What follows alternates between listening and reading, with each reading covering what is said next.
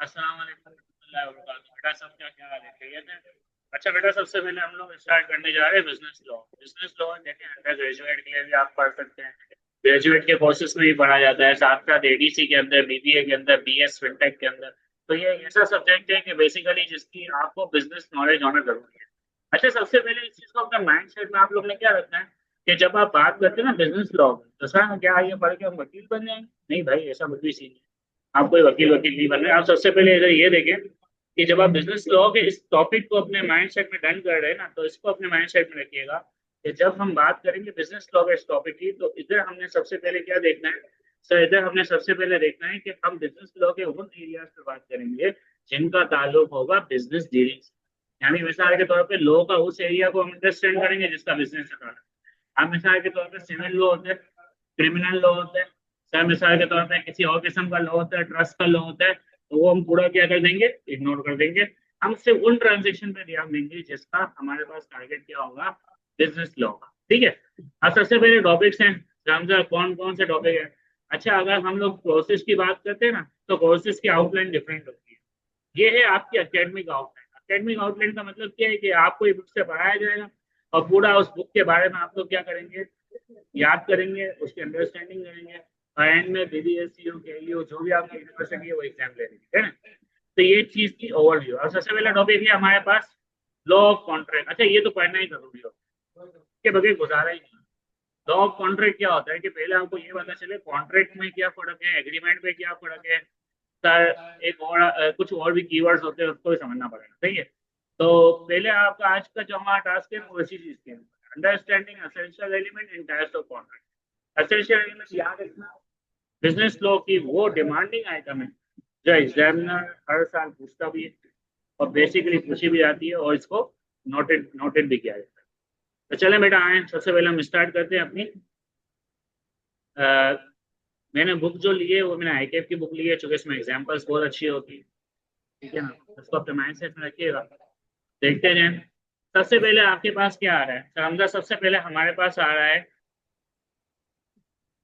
Law की definition आ रही है। अब लॉ की डेफिनेशन में आपके पास कौन कौन से एरिया आ रहे हैं, एग्जामिनर कौन कौन से एरियाज आपसे टच करने हैं कह रहा है कि सर, एग्जामिनर ने सबसे पहले इस चीज को एक्सप्लेन किया है कि क्या है लॉ, क्या है definition. Law means a set of the rules और a system of the rules of conduct designed and enforced by the state to control and regulate the conduct of the people। अच्छा, मिसाल के तौर पर है कि अगर हमारे पास कुछ इस तरीके के लोग हैं, जैसे कि मिसाल के तौर पर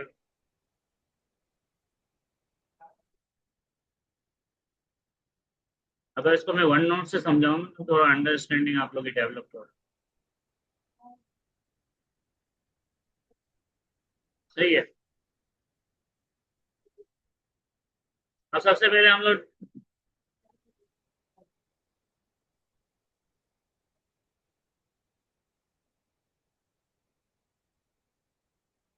अब देखें, ये तो सबसे पहले एरिया आपका क्या है, law. Law is not a stagnant as circumstances and the condition in the society change. Laws are also changed as per the requirement of the society। अब देखें, सबसे पहली चीज तो है कि लॉ बनता कैसे है। लॉ बनता है आपकी तीन चीजों से, जो तीन आपकी बुनियादी चीजें जो आपके पास इधर लिखी हुई है नोट्स में, अगर आप देखें तो।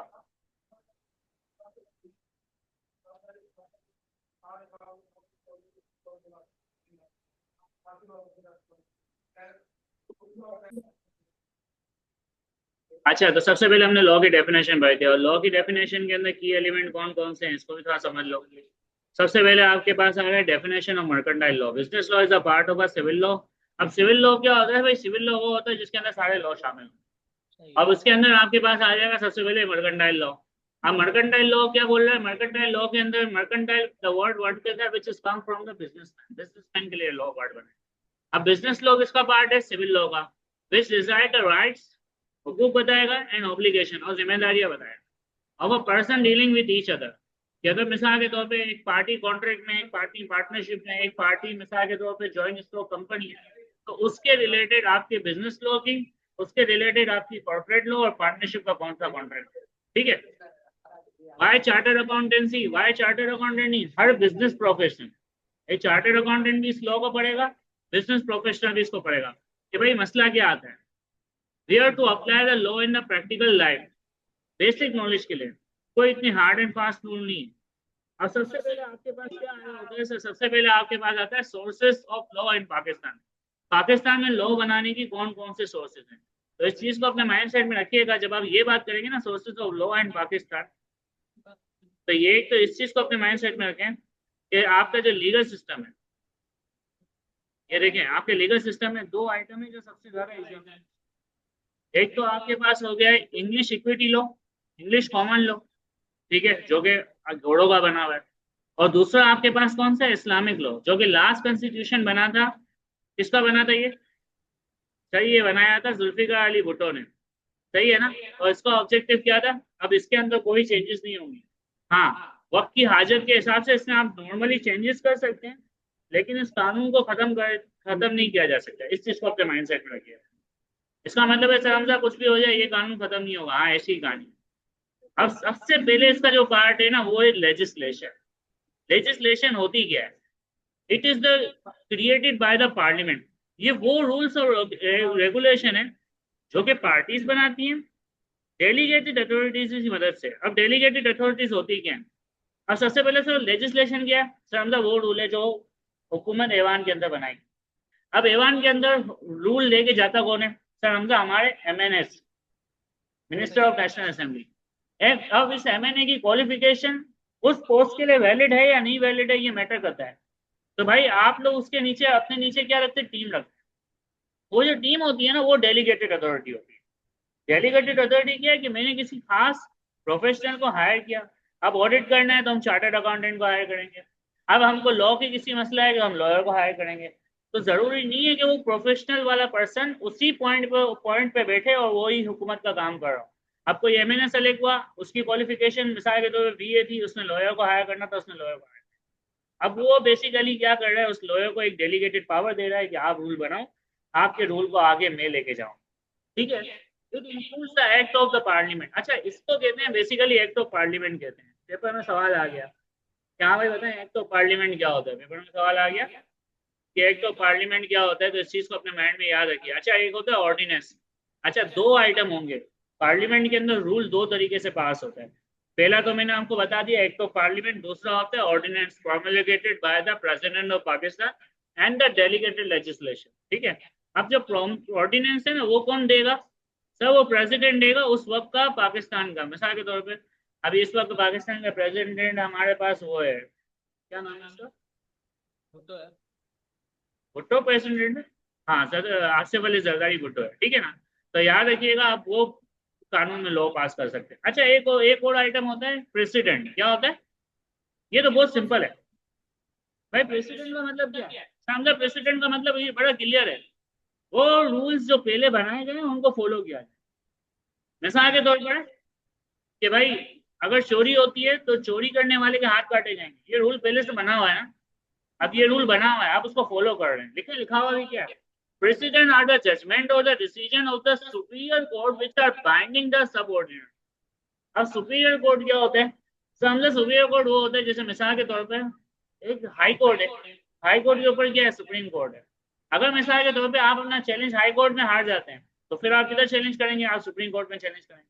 अब सुप्रीम कोर्ट का डिसीजन आ जाएगा तो हाई कोर्ट का डिसीजन डिसीजन क्या हो जाएगा, प्रीवेल हो जाएगा। अब उसकी अहमियत क्या हो जाएगी, खत्म हो जाएगी। इसी तरीके से होते हैं customs and traditions. Customs and tradition क्या होंगे, समझे, कस्टम एंड ट्रेडिशन क्या होता है, customs and the tradition, practices and the beliefs are the so vital and intrinsic part of the social and economic system. They are treated as a law. मिसाल के तौर पे मुसलमानों के तरफ ईद उल फितर और ईद उल अजहा वाले दिन जो ईदों की छुट्टियां मिलती हैं, वो आपको क्या मिसाल के तौर पर हुकूमत से मांगनी पड़ती है, लीगल तौर पे मिल जाती है, लीगल तौर पे मिल जाती है। क्यों, क्योंकि सर वो हमारी रिवायत का हिस्सा है, वो हमारे मजहब का हिस्सा है। तो बेसिकली आप जो चीज सब मान रहे हैं, तो बेसिकली मैं उसको क्या बना दूंगा, लॉ बना दूंगा। और फिर वो किस नाम से सेव किया जाएगा, शरिया लॉ के नाम से। अब पाकिस्तान में शरिया लॉ भी आ रहा है। हम ऐसा अगर हिंदू है तो हिंदू की दिवाली हो रही है तो दिवाली वाले दिन उनको ऑफिशियल छुट्टी मिलती है, तो वो उनका लॉ है। तो ठीक है, इस चीज को याद रखिए। अब आप ये सीखने जा रहे हैं कि भाई अगर मिसाल के तौर पर पाकिस्तान में लॉ बन रहा है तो कौन कौन से आइटम है। सर नंबर वन तो लेजिस्लेशन है। लेजिस्लेशन का मतलब क्या है, कानून लेके जाएंगे हम ऐवान के अंदर। प्रेसिडेंट क्या है? प्रेसिडेंट का मतलब ये होता है भाई आप बेसिकली क्या कर रहे हैं, प्रीवियस डिसीजन को फॉलो कर रहे हैं, कस्टम। आप अच्छा, एक होता है एग्रीमेंट्स, ये सबसे यूनिक है, ठीक है, सबसे यूनिक है, क्योंकि इसके अंदर आपको एक चीज समझनी पड़ेगी, एग्रीमेंट्स क्या होते हैं। Agreements in their parties are agree in stupid term. भाई मिसाल के तौर पर है कि हमने कुछ टर्म्स ऑफ एग्रीमेंट मान ली, मैंने कुछ आपको बातें कही, आपने कुछ मेरे को बातें कही, हम दोनों ने एक दूसरे की बातें मान ली, तो ये हमारा क्या हो जाएगा, एग्रीमेंट हो जाएगा, ठीक है। अब मसला ये है कि हम चैप्टर पढ़ रहे हैं कॉन्ट्रैक्ट का, तो हमसे अभी तक कॉन्ट्रैक्ट का वर्ड तो आया ही नहीं है। अभी तक तो आपने ये बताया कि लॉ बनता कैसा है, लॉ की अहमियत क्या है। हाँ, क्योंकि कुछ फर्क है, उस फर्क को समझना है आपको। लेकिन उस फर्क को पहले आप इस चीज से समझेंगे। अब इस चीज को अपने माइंड में देखें कि बेसिकली लॉ को हमने दो कैटेगरीज में डिवाइड किया है, एक है आपका सिविल लॉ और एक है आपका क्रिमिनल लॉ। अब सिविल लॉ क्या होता है? Civil law set out the right and the duties of a person as between themselves. Persons की आपस में राइट एंड ड्यूटीज है। अब मिसाल के तौर पर इसमें violation of the civil law or tort, तो उसके लिए एक खास कीवर्ड इस्तेमाल किया गया है कि उसको टॉर्ट कहते हैं। अब पेपर में जब आप लॉ का पेपर दे रहे होते हैं और बच्चे अपनी नॉर्मल इंग्लिश लिख रहे होते हैं, तो एग्जामिनर का खफा होने का ऑब्जेक्टिव यही होता है कि यार मैंने इनको स्पेसिफिक वर्ड दिए थे, वो वर्ड ये लोग अपनी इंग्लिश में इस्तेमाल नहीं कर रहे, क्यों भाई? अब देखें, इसे एग्जांपल भी दिया, civil case might be therefore as ident Tanveer versus Khatri, here a case bout to the civil court. अब वो किधर लेके गए? सिविल कोर्ट में। तो तनवीर को बेसिकली हम किस नाम से रिप्रेजेंट करेंगे? Plaintiff, and who is making the claim against Khatri. अब मिसाल के तौर पर जो क्लेम करने वाला है उसे हम प्लेंटिफ कहते हैं, और पेपर में मिसाल के तौर पर आपने क्लेमेंट का वर्ड इस्तेमाल कर लिया, तो बेसिकली आपने बिजनेस लॉ की टर्म्स इस्तेमाल नहीं की, ठीक है। इस चीज को अपने माइंड सेट में रखिएगा। और जिस खतरी के नाम पे उसने किए, तो basic Khatri was the defendant person. तो एक बार याद रखिएगा, आपको की टर्म्स इसमें अपने याद रखने पड़ेंगे, अदरवाइज बहुत मसले हो जाएंगे। इसी तरीके से उसके मुकाबले में क्रिमिनल लॉ, क्रिमिनल लॉ क्या होता है? क्रिमिनल तो एकदम क्लियर है, when you are doing consider some undesirable, undesirable मतलब सोचा भी ना गया हो, that state the punish the person transgression, कि वो क्या करे, बेवकूफी करे। मिसाल के तौर पे कत्ल हो गया, क्रिमिनल लॉ के अंदर चले गया। लीगल एक्शन में भी बहुत बड़ा है। अच्छा याद रखिएगा, इसका जो लीगल एक्शन है वो स्टेट लेते हैं। क्रिमिनल लॉ का लीगल एक्शन कौन लेते हैं? स्टेट लेते हैं। जो accused in such breaching of the criminal, it is the responsibility of the state। मिसाल के तौर पे कत्ल हो गया, गुस्ताखी हो गई, अब स्टेट को चाहिए इसके ऊपर एक्शन ले, लेकिन मिसाल के तौर पे स्टेट नहीं ले रहा, तो फिर याद रखिएगा फिर क्रिमिनल लॉ का वजूद खत्म हो जाएगा। लेकिन मिसाल के तौर पर एक छोटा मोटा केस है, अब वो केस सिविल सिविल की हदूद तक है, तो एक बात याद रखिएगा, फिर बेसिकली फिर उसमें आपने इसके ऊपर लायबल होगा। तो अभी मिसाल पहले क्या लिखा हुआ था? तनवीर वर्सेस खत्री। अब खत्री ने वापस से क्या किया? खत्री के ऊपर ही केस क्या किया? उधर खत्री के लिए आपने कौन सा वर्ड इस्तेमाल किया था? देखें, गौर से देखें, डिफेंडेंट का वर्ड इस्तेमाल किया था, डिफेंडेंट का कीवर्ड इस्तेमाल किया था। इधर खत्री के लिए कौन सा कीवर्ड इस्तेमाल? एक्यूज। उधर तनवीर एक सिंगल पर्सन ने केस किया था, उसको प्लेंटिफ कहा था, ऐसा ही है आप लोगों ने। इधर स्टेट को किस नाम से रिप्रेजेंट किया? इधर स्टेट को स्टेट। अब पर्पस क्या है? The purpose is to provide the means where injured party can obtain compensation. ऐसा क्यों होता था? मिसाल के तौर पर कि मैंने किसी को पैसे देने थे और मैंने उसको पैसे नहीं दिए, सही है। या मिसाल के तौर पे हमने कोई ऑनलाइन बिजनेस किया, अब ऑनलाइन बिजनेस के अंदर इस तरीके से सीन हो गया कि सर उसने मेरे को पेमेंट करनी थी और उसने पेमेंट की नहीं, या फिर मिसाल के तौर पे सर उसने वादा किया था कि ये प्रोडक्ट इतने पैसों में मैं आपसे खरीदूंगा, लेकिन आपसे खरीदा नहीं। तो ये सारे केसेस किस में जाएंगे? सिविल लॉ में जाएंगे, ये कोई क्रिमिनल लॉ नहीं है। इसलिए याद रखिएगा कि जब भी सिविल लॉ की बात होगी ना, तो कंपनसेशन की बात करेगा। किसकी बात करेगा? ये देखिए कंपनसेशन, ये मैं आपको यही समझाना चाह रहा हूँ, उसके मेन कीवर्ड्स पे फोकस करें। जब भी वो सिविल लॉ की बात करेगा तो उसका मेन टारगेट क्या होगा? कंपनसेशन, कि भाई मिसाल के तौर पे कंपनसेशन हम कैसे भी करके दिला दें और ये मसला खत्म करें। लेकिन ये मसला होता है जब हम क्रिमिनल लॉ की बात करते हैं, क्रिमिनल लॉ किसमें बात करता है? क्या लिखा हुआ है? थ्रेट ऑफ पनिशमेंट, यानी डराया जाएगा किसके जरिए? पनिशमेंट के जरिए। मिसाल के तौर पे ट्रैफिक रूल्स तोड़ोगे जेल में डालूंगा, ये क्या है, थ्रेड ऑफ पनिशमेंट। कत्ल करोगे फांसी होगी, थ्रेड ऑफ पनिशमेंट। चोरी करोगे हाथ कटेंगे, थ्रेड ऑफ पनिशमेंट। अब मिसाल के तौर पे आगे कोर्ट कुछ बोल रहा है।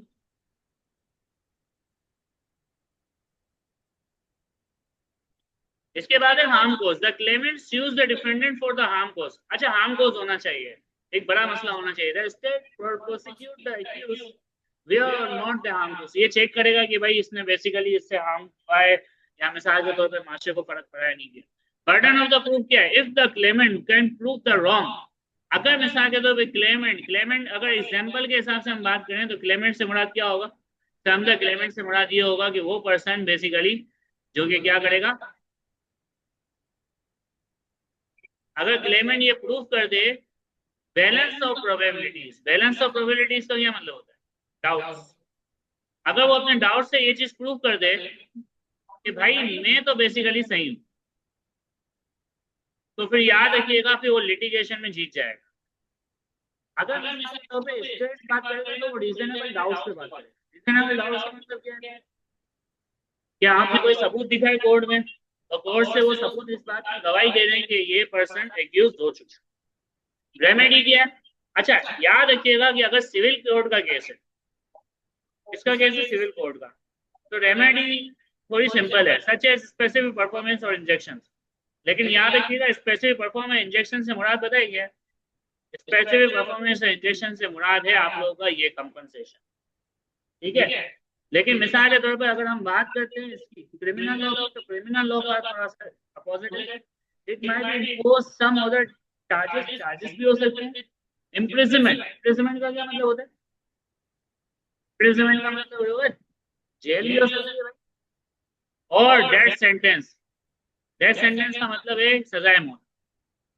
तो याद रखिएगा क्रिमिनल लॉ और सिविल लॉ का ये डिफरेंस है। ठीक है भाई। अभी एग्जाम्पल भी दी गई, आप लोग पढ़ लेना। Application in a business. Sir, application in business छोड़े, इसकी एग्जाम्पल पढ़ें। बहुत अच्छी एग्जाम्पल है। Suppose the train company operates a train service and there is a major accident involving the loss of the life and the injury to person। भाई train service ये तब भी कर रहे हैं हालांकि इनको पता है कि भाई क्या हो सकता है, मेजर एक्सीडेंट हो सकता है इन्वॉल्विंग द पैसेंजर, पैसेंजर भी इसमें शामिल है। The state may claim the train company और the senior manager are guilty of the breach of the criminal law and bring case in the criminal court. Individual who have been injured in the crash and the individual who lost their relative killed in the crash may be the civil action against the train company demanding compensation। Business manager must therefore be aware of the both criminal and the civil law। अब देखें इधर सीधा सीधा case किसका था? Criminal का case था। क्यों? क्योंकि सर वही डेथ सेंटेंस आ गया, बंदे मार रहे हैं। अब आ रहा है basic structure of Pakistan, Pakistan Republic of Pakistan. Pakistan अच्छा, ये सारे आर्टिकल्स हैं, ठीक है ना? इन सब आर्टिकल्स को आपने देखना पड़ेगा। इन सब आर्टिकल्स का ना एक वो है हमारे पास मिसाल के तौर पे शेड्यूल बना हुआ है, वो शेड्यूल में आपको दिखा।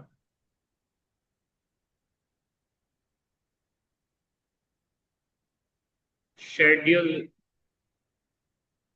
अच्छा, हम लोग कॉन्ट्रैक्ट की डेफिनेशन पे चलते हैं जो हमारा मेन क्रक्स। हाँ, अब आपकी मेन चीज स्टार्ट हो रही है, इंट्रोडक्शन टू कॉन्ट्रैक्ट। ये कॉन्ट्रैक्ट किसे कहते हैं भाई? सबसे पहले एक बार याद रखो, एक होता है प्रपोजल। प्रपोजल का मतलब क्या होता है? हाँ भाई, प्रपोजल का क्या मतलब है? When one person signifies the other to willingness or obtains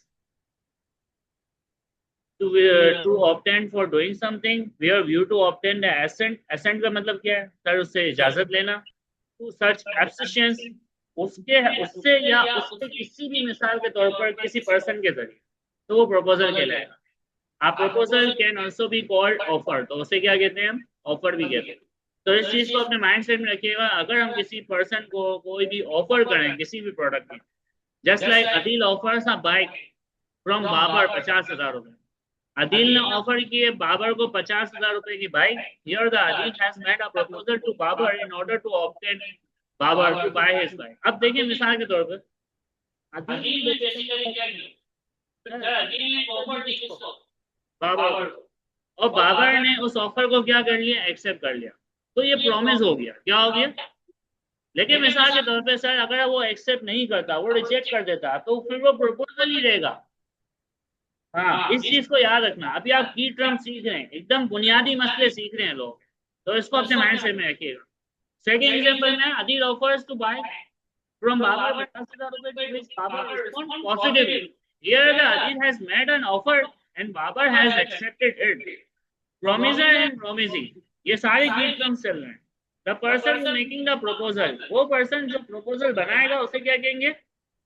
promisor. ठीक है।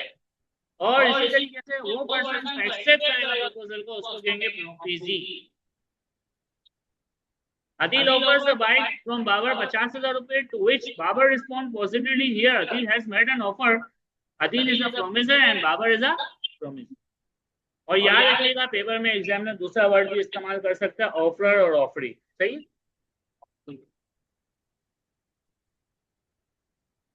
अब आए एग्रीमेंट किसे कहते हैं? Every promise and every set of the promises forming a consideration. अब कंसीडरेशन क्या होती है? लेन देन। भाई मिसाल के तौर पर प्रॉमिस तो आपने कर लिया, अब उसमें कोई लेन देन शामिल हो गई। क्या शामिल हो गई? यानी मैंने आपको बोला भाई मैं आपको एक अच्छा मार्क कर दूंगा, आप मेरे को उसके मुकाबले में 2 मार्क कर देना, कंसिडरेशन। या फिर मिसाल के तौर पे आज की प्रैक्टिकल लाइफ के हिसाब से भाई मैं आपको ये प्रोडक्ट बेचूंगा, आप मेरे को पैसे दे देना। तो याद रखिएगा कंसिडरेशन का मतलब होता है सिंपल सिंपल लेन देन। ठीक है। अब इसी चीज को तो जैसे अगर लेन देन होती है तो वो तो एग्रीमेंट कहलाता है। लेन देन होती है तो क्या कहलाता है? एग्रीमेंट। लेकिन अगर लेन देन नहीं हो रही तो वो सिर्फ प्रॉमिस ही रह जाएगा। याद रखिएगा, फॉर्मूला अपने माइंड सेट में रखिएगा ताकि आप लोगों को जब ट्रांजैक्शन दी जाए तो आप गड़बड़ ना करें। अब आए कॉन्ट्रैक्ट की definition. N agreement enforceable by law is contract. अब एग्रीमेंट क्या है? लॉ से इन्फोर्स हो जाए, कानून से जाहिर हो।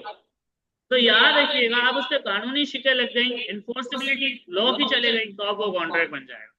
अब थोड़ा सा इसको अपने माइंड सेट में आप बताएं किस तरीके से बनाएंगे, मैं आपको समझा बड़ा लॉजिक वाला।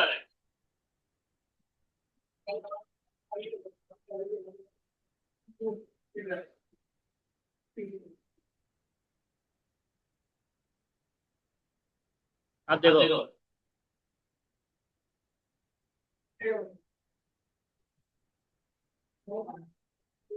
सबसे पहले हमने क्या सीखा? टर्म्स ऑफ प्रपोजल आएगा और प्रपोजल के साथ एक्सेप्टेंस अगर होती है, ऐसा ही है, तो वो क्या बन जाएगा? टर्म्स ऑफ प्रॉमिस बन जाएगा। सही है। और अगर हमजा सर अगर उस प्रॉमिस के अंदर कंसिडरेशन होती है, क्या होती है? यानी लेन देन होती है, तो ये क्या बन जाएगा? हमजा ये एग्रीमेंट बन जाएगा। ऐसा ही है। और अगर सर हमजा उस एग्रीमेंट के अंदर लॉ इन्फोर्समेंट हो जाती है, बात एक ही है, तो वो क्या बन जाएगा? सब वो कॉन्ट्रैक्ट बन जाएगा। इसलिए लॉ की जो डेफिनेशन है वो आपको अलग स्टाइल में बताई गई है। अब लॉ की डेफिनेशन आपको क्या बताइए? ये देखें अगर लिखी, an agreement enforceable by law. हर वो एग्रीमेंट जो लॉ से इन्फोर्स होगा तो वो क्या कहलाएगा? कॉन्ट्रैक्ट कहलाएगा। अब मिसाल के तौर पे मियाँ बीवी की शादी है, क्या वो इन्फोर्सेबल बाय लॉ है? नहीं है। तो सर एग्रीमेंट है, कॉन्ट्रैक्ट नहीं है। एक दोस्त ने दूसरे दोस्त को बोला मैं तो आइसक्रीम खिलाऊंगा, लेकिन वो आइसक्रीम नहीं खिला रहा, तो ये एग्रीमेंट है या कॉन्ट्रैक्ट है? एग्रीमेंट है। क्या आप उसको बेसिकली क्या कोर्ट में ले जाओगे कि भाई इसने आइसक्रीम खिलाने का वादा किया था लेकिन आइसक्रीम नहीं खिलाई, तो इन्फोर्सिबिलिटी कहाँ से आई? लेकिन मिसाल के तौर पे मैंने एक पार्टी से कॉन्ट्रैक्ट कर लिया कि भाई ये वाला कंसाइनमेंट मैं आपको 10 तारीख को पहुंचा दूंगा, 10 तारीख को मैंने उसको कंसाइनमेंट नहीं पहुंचाया, तो वो मेरे पे लीगल एक्शन ले सकता है? यस सर ले सकता है। तो वो कॉन्ट्रैक्ट है। पेपर में इसी तरीके से सवाल बनाएगा और आपको बताएगा। देखिए इन्फोर्सिबिलिटी की एग्जांपल इसने दी है। Adil offers to sell his furniture to Babar 50,000 रुपए, Babar accept the offer. Sir अभी तक सीन कौन सा चल रहा है, प्रोमिसर और प्रोमिसरी वाला सीन चल रहा है। In this agreement if the default by either party, अब देखें इन्होंने यहां से बात करना शुरू कर दी, किसकी बात करना शुरू कर दी, समझा, इधर से इन लोगों ने बात करना शुरू कर दी लॉ की। If this default, if there is a default by either party in action of the breach of the contract, तो वो जो हरकत क्या कहलाएगी, वो ब्रीच ऑफ कॉन्ट्रैक्ट कहलाएगी। Can be enforce by the court all the assessment of the valid contract present in the agreement. अब देखें आप खुद ही समझ जाएं, अगर याद है पहले मैंने आपको एक चीज समझाई थी, टर्म्स एंड कंडीशंस। अगर आपकी टर्म्स एंड कंडीशन के अंदर लॉ का इम्पैक्ट हुआ तो याद रखिएगा वो आपका एग्रीमेंट कॉन्ट्रैक्ट है, ठीक है। इसी तरीके से एग्जांपल नंबर 6 देखें, Adil invited Babar at the dinner. Babar accepted the invitation. It is a social agreement. Babar dinner करने के बाद अदील को पैसे नहीं देगा, ये सोशल एग्रीमेंट है। If Adeel fails to serve the dinner to Babar, अब अदील ने बाबर को डिनर सर्व नहीं किया and Babar cannot court for the conflict for agreement. अब बाबर क्या करेगा, बाबर उसको कोर्ट नहीं ले जा सकता। Similarly if the Babar not run अब द अदील, अगर मिसाल के तौर पे बाबर जाता ही नहीं तो एक बार ये भी याद रखना कि तब भी वो उसको कोर्ट नहीं ले जा सकता। समझा, ये सिर्फ और सिर्फ क्या है, ये सिर्फ और सिर्फ एक कॉन्ट्रैक्ट है, ये सिर्फ सॉरी मुझे एग्रीमेंट नहीं, ये कॉन्ट्रैक्ट नहीं। ओके अब नीचे आओ।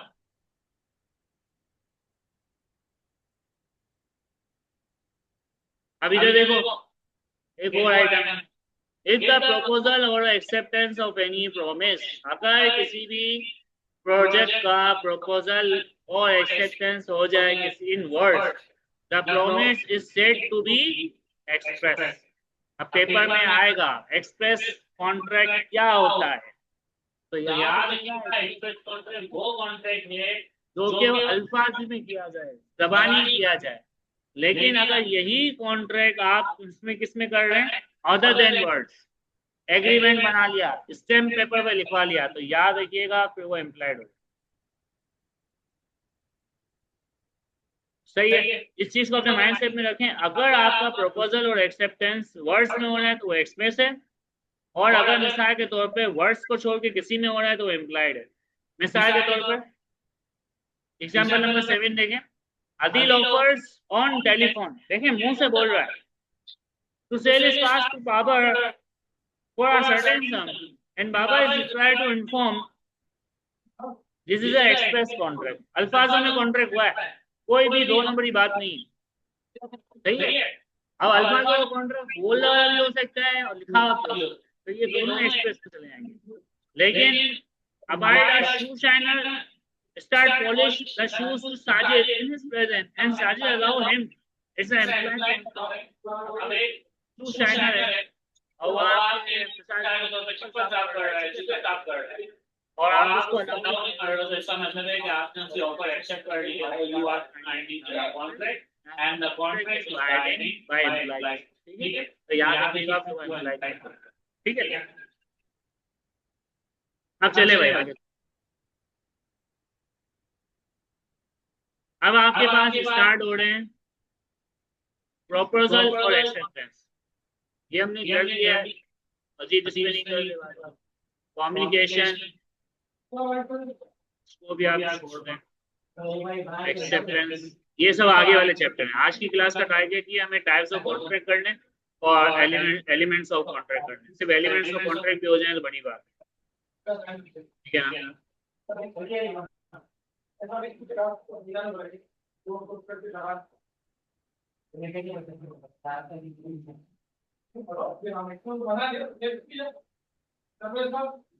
चले भाई, चले चले चले चले,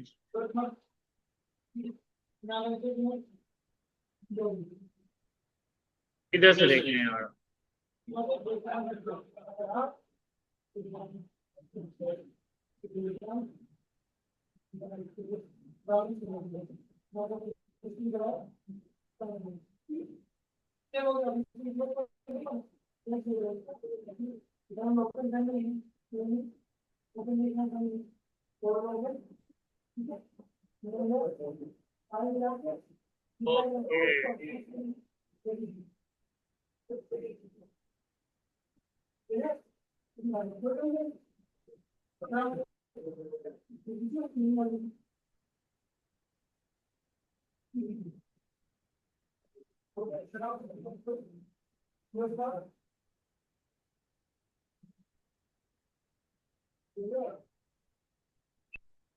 ओके ओके, चलें इधर आ जाए।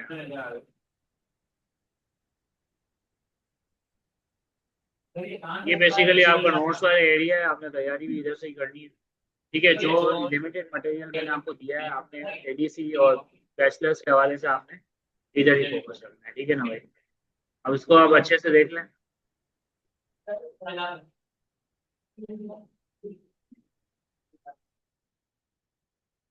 ओके, तो चलें सर, अब इसको गौर से देखिएगा कि सबसे पहले आपके पास डेफिनेशन वगैरह ये तो मैं आपको सब समझाता हुआ आया हूँ।